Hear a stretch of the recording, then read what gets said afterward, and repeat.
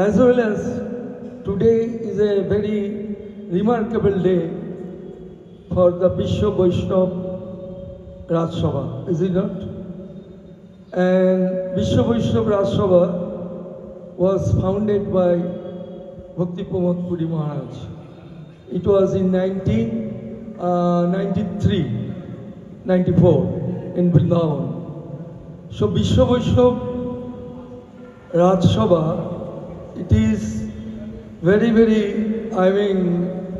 a strong preaching center all over the world, because our mission is to carry out the instruction of previous Acharya.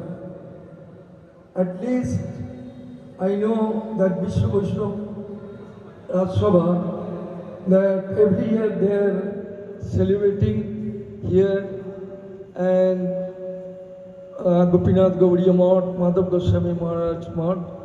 But this year I am very fortunate that I met Paramadvaita Maharaj, who is still carrying out the instruction of Sri Chaitanya Mahaprabhu with heart and soul, without deviation. So it is said that one can become perfectly successful in the mission of his life if he acts exactly according to the words he hears from the mouth of his spiritual master. The word of his spiritual master is called Shrutavakya. Shrutavakya means which indicates the disciple must carry out the instruction of his Guru Maharaj with heart and soul, without deviation. So all the, Srila Bhakti Siddhanta Saraswati Thakur disciples, they carried out the instruction of their Guru Maharaj. That's why we are seeing now the Gaudiya Vaishnava Sangha flourishing day by day. And also my Guru Maharaj, Bhakti Vedanta Swami, I met him in 1970 and I took initiation in 1973 in Mayapur. So only 40 rupees he has taken, no help, nothing, but Krishna is always there. So his firm faith for his Guru Maharaj, that somehow or other I have to preach this divine message in Western country.